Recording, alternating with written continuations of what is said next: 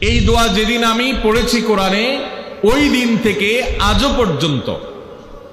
পর্যন্ত আমার মনে হয় না আমার জীবনে 2 মিনিটের কোনো দোয়াও যদি হয়, 1 মিনিটের দোয়াও যদি হয়, মুহূর্তের দোয়াও যদি হয়, আমি এই দোয়াটা কখনো মিস করি বলে, জ্ঞাতসারে মিস করি বলে আমার মনে পড়ে না।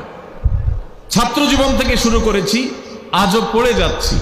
আলহামদুলিল্লাহ, আল্লাহর কাছে শুকরিয়া আদায় করে আপনাদেরকে বলতে পারি এই দোয়ার সুফল আমি নিজের চোখে দেখেছি, আমি নিজে ভোগ করছি।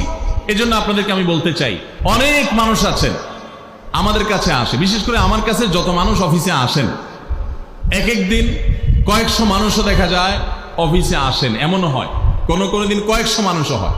তো আমাদের অফিসে অনেকগুলো ডেস্ক আছে, অনেক আলেম আছেন, তারা সমাধান দেন বসে বসে, তারা সহযোগিতা করেন আমার সাথে। অনেকগুলো ডেস্ক বসাতে হয়েছে, এত বেশি মানুষ আসে। আপনারা অবাক হবেন, সবচেয়ে বেশি মানুষ আসে যেই ইস্যুটাকে নিয়ে, সবচেয়ে বেশি মানুষ আসে সেটা হলো দাম্পত্য কলহ, স্বামী স্ত্রীর ঝগড়া বিবাদ, তালাক, এগুলো নিয়ে সবচেয়ে বেশি সংখ্যক মানুষ আছে।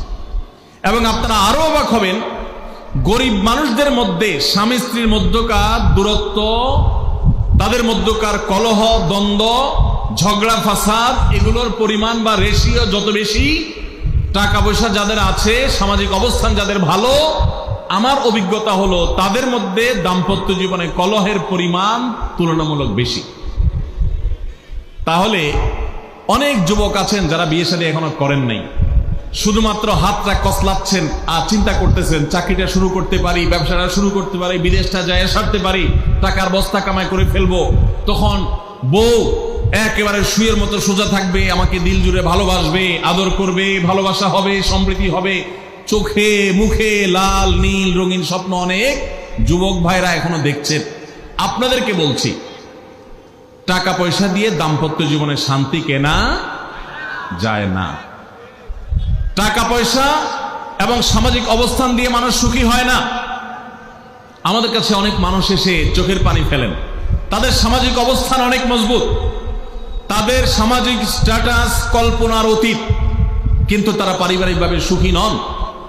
আমানতদারিতার কারণে তাদের প্রাইভেসি রক্ষা করি আমরা, কখনো ইশারাঙ্গিত আমরা তাদের প্রাইভেসি ভঙ্গ হতে পারে সেভাবে বলি না, কিন্তু আমরা রেশিওটা আপনাদের সামনে পেশ করছি এজন্য আপনারা যারা হাত কসলাচ্ছেন, যারা বেকার যুবক আছেন, যারা স্টুডেন্ট আছেন, যারা মনে করছেন যে টাকা পয়সা কামাই করে বস্তাবড়ি, তারপরে আমি বিয়ে শাদী করে ফেললে সুখের সাগরে হাবুডুবু খাবো, আমি এরকম দেশ বিদেশ ঘুরতে থাকবো, এই রঙিন স্বপ্ন যারা দেখছেন তাদেরকে বলছি, বিশ্বাস করুন, সুখের সাথে এই টাকা পয়সা এবং সামাজিক অবস্থানের সম্পর্ক আপনি যতটা আছে মনে করেন বাস্তবে ততটা নাই। তাহলে কিসের সম্পর্ক?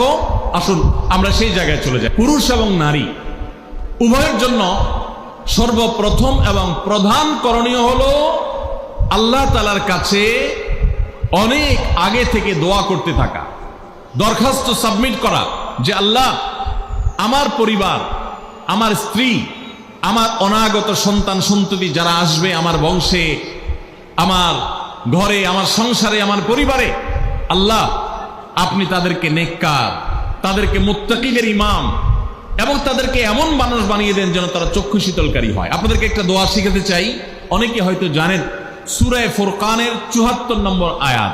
সূরার নাম কি বলেছি? ফুরকান। আয়াত নম্বর কত বলেছি? ৭৪। আমার বুঝজ্ঞান হইছে থেকে নিয়ে ছাত্র জীবনে যখন আমি অনেক ছোট ছিলাম, এই দোয়া যেদিন আমি পড়েছি কোরআনে ওই দিন থেকে আজও পর্যন্ত আমার মনে হয় না আমার জীবনে 2 মিনিটের কোনো দোয়াও যদি হয়, 1 মিনিটের দোয়াও যদি হয়, মুহূর্তের দোয়াও যদি হয়, আমি এই দোয়াটা কখনো মিস করি বলে, জ্ঞাতসারে মিস করি বলে আমার মনে পড়ে না। ছাত্র জীবন থেকে শুরু করেছি, আজও পড়ে যাচ্ছি। আলহামদুলিল্লাহ, আল্লাহর কাছে শুকরিয়া আদায় করে আপনাদেরকে বলতে পারি এই দোয়ার সুফল আমি নিজের চোখে দেখেছি, আমি নিজে ভোগ করছি। এজন্য আপনাদেরকে আমি বলতে চাই, বিবাহিত হন কিংবা অবিবাহিত হন, আপনার দাম্পত্য জীবনের সুখের জন্য সর্বপ্রথম এবং প্রধান করণীয় হলো এই দোয়া। এর বাইরে আরো সাধারণভাবে আল্লাহ তাআলার কাছে দোয়া করতে থাকা, যেন আল্লাহ তাআলা আপনাকে এমন একজন জীবন সঙ্গী দেন। মা বোনরা দোয়া করবেন জীবন সঙ্গী, আপনারা দোয়া করবেন এমন যেন জীবন সঙ্গিনী দেন যে জীবন সঙ্গী আপনার চোখ জুড়ানোর মতো হবে। দেখুন আল্লাহর ভাষা এমন যে এই ভাষা তো অলৌকিক, এটা তো কোনো মানুষের ভাষা নয়। দোয়ার ভাষ্য লক্ষ্য করেন, আল্লাহ শিক্ষাচ্ছে দিচ্ছেন আমাদেরকে, রব্বানা হাবলানা মিন আজওয়াজিনা ওয়া যুররিয়াতিনা কুররাতা আয়ুন, হে আমাদের রব, আমরা আপনার কাছে এমন স্ত্রী চাই, এমন সন্তান চাই, এমন পরিবার চাই, যেই পরিবারের সদস্য আমার স্ত্রী, আমার সন্তানরা আমার নয়ন জুড়াবে, আমার চোখ জুড়াবে, এরকম মানুষ চাই। একটু ভাষাটা লক্ষ্য করুন। আমরা সাধারণত দোয়া করলে কি চাই? আমরা এক একটা দিক চাই।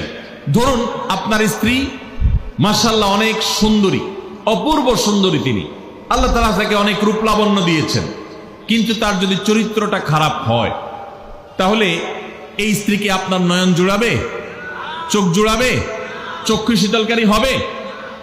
আপনার স্ত্রীর চরিত্রও ভালো, দেখতে শুনতেও মাশাআল্লাহ সুন্দর, কিন্তু পড়ালেখা নাই, বুদ্ধিশুদ্ধি নাই, একটু বেকুব কিসিমের, তাহলে কি আপনার চোখ জুড়াবে?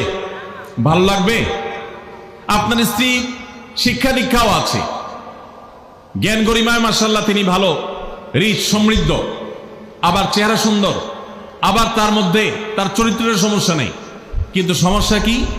সমস্যা ধরুন তার ভিতরে এমন রোগ আছে, শারীরিক রোগ, যেই রোগের কারণে আপনার জন্য সেটা বড় কঠিন পরিস্থিতির মুখোমুখি হতে হয়। ধরেন দুরারোগ্য কোনো ব্যাধি আছে, মরণ ব্যাধি আছে, এমন কোন রোগ আছে যেটার কারণে আপনাকেও সাফার করতে হয়, তাহলে এই স্ত্রী কি আপনার চোখ জোড়াবে? ঠিক একই কথা স্বামীর ক্ষেত্রে প্রযোজ্য, সন্তানের ক্ষেত্রে প্রযোজ্য। আল্লাহ তাআলা এমন একটা শব্দ শিক্ষা দিয়েছেন, দেখুন আল্লাহর কাছে চাইতেও জানতে হয়। উল্টাপাল্টা দোয়া করলে দোয়া পূরণ হয়ে যাবে, কবুল হয়ে যাবে, কিন্তু আপনার কাজ হবে না। অনেক যুবক আছে আল্লাহর কাছে দোয়া করে, আল্লাহ বেশি না, 1,05,000 টাকা চাই।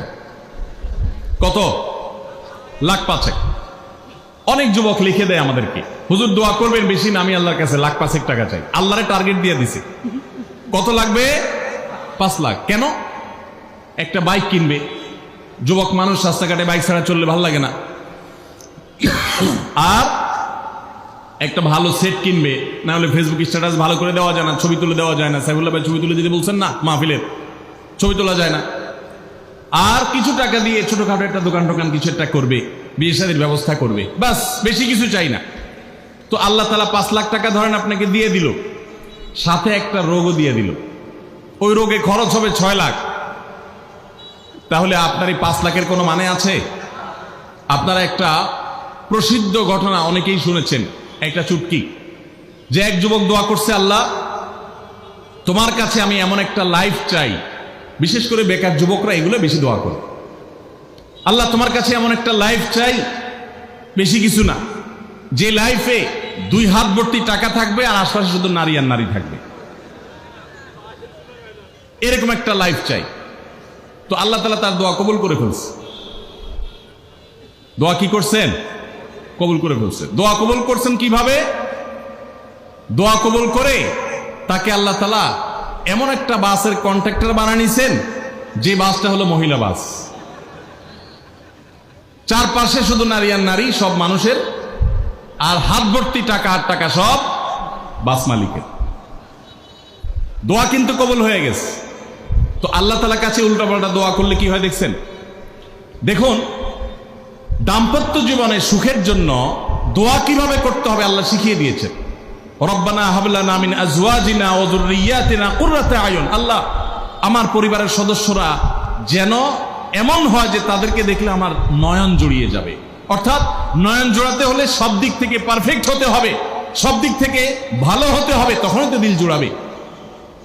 ওয়াজআলনা লিল মুত্তাকিনা ইমামা, আর আমাদের সবাইকে, গোটা পরিবারকে আপনি মুত্তাকিদের ইমাম বানায় দেন, সৎ মানুষ বানায় দেন। কারণ সৎ যদি না হয়, আল্লাহভীরু যদি না হয়, তাহলে কখনো তাদের মাধ্যমে আপনি সুখ শান্তি পেতে পারেন না। তাহলে প্রথম করণীয় দাম্পত্য জীবনের সুখের জন্য, সুখী দাম্পত্যের জন্য আল্লাহর কাছে দোয়া করতে থাকা। সূরা ফুরকানের ৭৪ নম্বর আয়াত, এর পাশাপাশি আরো যত আয়াত আছে, অথবা সাধারণভাবে আপনি আল্লাহর কাছে, আল্লাহ আমি ভালো সঙ্গী যেন পাই সেজন্য দোয়া করতে থাকবো। আল্লাহ আমাদেরকে তৌফিক দান করুন।